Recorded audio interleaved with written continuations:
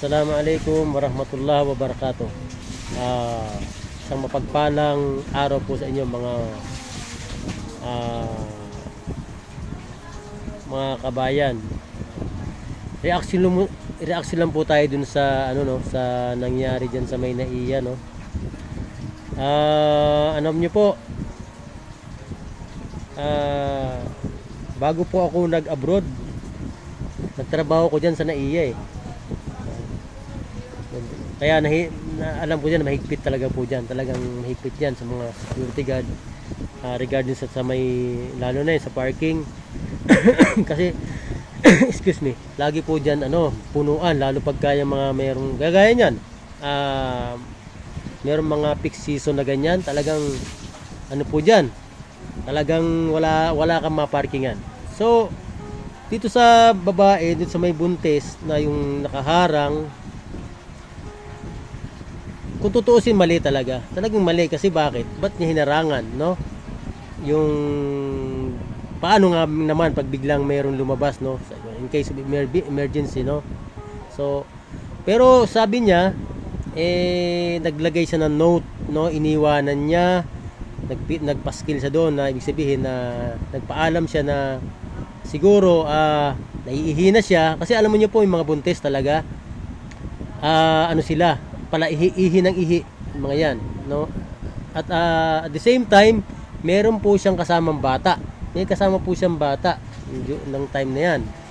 So kayo po sa palagi kanyo po mga viewers, kayo po lumagay dun sa kinalagyan ng babae sa kanyang sitwasyon, ano po iisipin nyo, di ba po?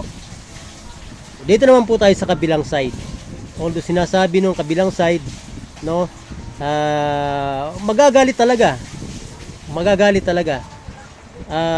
na sinasabi na baka di natin alam na meron din silang nagmamadali sila o may emergency sila, di ba po, at nagmamadali sila na nipupuntahan sila o whatever, na sa ganung sitwasyon po talaga mag-iinit din ang ulo, ano po, kasi tingnan nyo, hindi nyo alam kung kailan babalik, and then naglagay pala ng note, no? So kung nakita mo na at naglagay ng telephone number, dapat tinawagan, di ba? Tinawagan mo yung number na yon, o nasaan ka, boss, ganon, di ba? Pero wala po akong pinapanigan dito sa sa magkabilang panig, no? Nakita ko naman po dito sa sila nanay, yung matanda at saka yung lalaki, no? Magagalit talaga, no? Pero dahil sa dinig ko pa yata parang PWD ba? Ano? Anyway, yung may kapansanan yata, no? So sa lakas ng mura niya po, iisipin niyo na mayroon ba kapansanan yon, no? Sa lakas niya magmura, lahat, buong pamilya nagmumura, no? Actually po talaga yung pagmumura parang normal lang na sa pandinig natin, no? Pero masakit sa tenga, hindi maganda. Opo, totoo. Sana po lalo na sa school, sa mga magulang, mag-uumpisa sa magulang. Ang unang teacher ng mga anak mo ay ang mga anak ay magulang. Kayo magtuturo sa mga anak nyo kung paano nyo siya pinalaki. Kung nakikita lagi o narinig na ganun na talaga sa bahay, talagang puro PI, talagang yun na nga yun sila, no?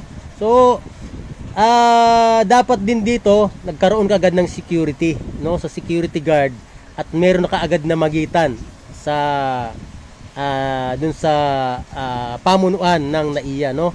Sa pamunuan po ng Naiya, dapat din meron na kaagad security guard naman na namagitan doon sa kalagayan na yun, sa sitwasyon na yun, no? Kasi mahirap po kung nagkasakitan pa, buti nga wala nagkasakitan, di ba? So ganun po. Sana po, kaya di ba meron po ako mga video na, kasi safety officer, safety officer ako, nag-ano ko ng yung para makaiwas, to avoid yung road rage, no? lamig lang, konting lamig ng ulo. Lamig ng ulo. Kasi pagka laging pinairal natin init ang ulo, walang mangyayari po. Sa totoo lang. Oh, sa totoo lang po yon. Marami nang namatay at nasaktan dyan sa mga road rage. No? Ano po? Tsaka yung tungkol sa ganyan. Ibaba na po natin yung ating mga, yung ating mga ego, no? Wala pong mangyayari. Napakaiksi lang ng buhay natin. No? Ilang taon lang.